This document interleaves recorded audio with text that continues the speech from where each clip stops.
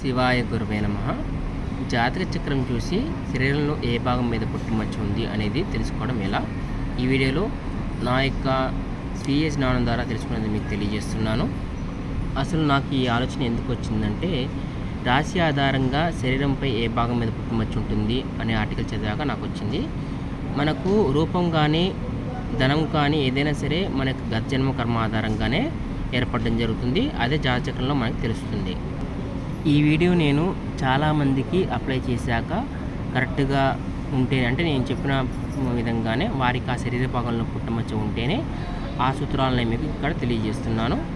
ఇక్కడ నేను మీకు ఇది విశ్లేషణగా మాత్రమే తీసుకోండి, అంతేగాని కన్ఫర్మ్గా భావించవద్దు. కాకపోతే నాకైతే ఇప్పటిదాకా దాదాపుగా సక్సెస్సే. కాకపోతే ముందుగా మీకు ఒక విషయము, మనకి రాశిలో అనేక మంది జన్మిస్తారు. ఒక రాశిలో 2 రోజుల పాటు లక్షల మంది జన్మిస్తారు. అందరికీ ఒకటే శరీర భాగం మీద పుట్టుమచ్చ ఉండదు కదా. ఇక నేను గమనించిన విషయాలు మీకు తెలియజేస్తున్నాను.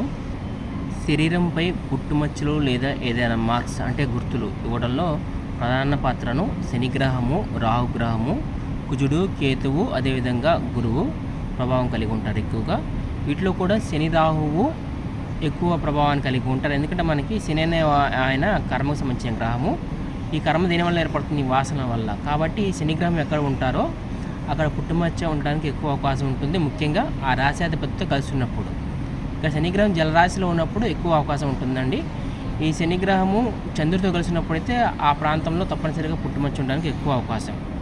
మనకి మీ యొక్క జన్మజాతకంలో శని చంద్రులు కలిసి ఏ రాశిలో ఉన్నా సరే మీకు ఆ రాశి స్థానంలో లేదా లగ్నం నుంచి ఆ రాశి ఏది అవుతుందో మీకు పుట్టుమచ్చ ఉండడానికి అవకాశం ఉంటుంది. అంటే మీకు అర్థమయ్యేటట్టు చెప్తాను.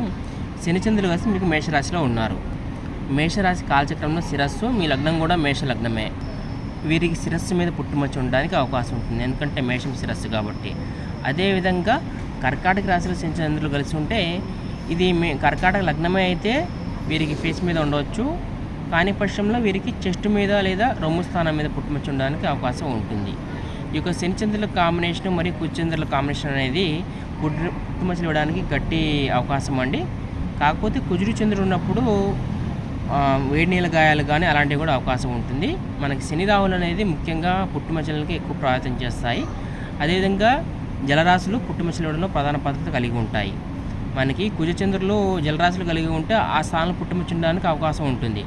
అదే కుజచంద్రులు అగ్నితత్వ రాశిలో కలిసి ఉంటే వేడి నీటి గాయాలు అవడానికి అవకాశం ఉంటుంది. అంటే వేడి నీటి గాయాల మరకలు శరీరం మీద ఏర్పడతాయి. ఈ పుట్టుమచ్చ కరెక్ట్గా ఏ ప్రాంతం మీద ఉంటుందన్నట్టయితే నేను 2 విషయాలు చెప్తాను, అంటే 2 విధాలుగా చూసుకోవాలి.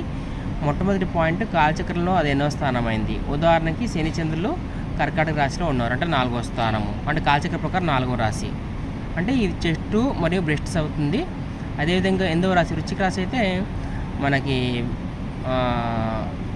ప్రైవేట్ పార్ట్స్ మరియు హిప్స్ లాగా అవుతుందండి. అదే మీనరాశి అయితే 12వ స్థానం, అంటే 12వ రాశి పాదాలు అవుతుంది లేదా చీలమండలు. ఇవే కనుక మీకు ఉదాహరణకు సింహలగ్నం తీసుకుందాం. సింహలగ్నానికి వృశ్చికం ఎంత అవుతుంది? 4వ స్థానం అవుతుంది. సో అప్పుడు సింహలగ్నానికి 4వ స్థానంలో శనిగ్రహం ఉన్నా మీకు అక్కడ ఒక్కోసారి శని కూడా ఉన్నా కూడా ఫలితం అనేది కలుగుతుంది. ఫలితం తప్పనిసరిగా ఉండడానికి అవకాశం ఉంటుంది పుట్టుమచ్చ. ముఖ్యంగా జలరాశుల్లో శని తన సొంత నక్షత్రంలో ఉన్నప్పుడు ఆ ఏరియాలో పుట్టుమచ్చ ఉండడానికి ఎక్కువ అవకాశం ఉంటుంది.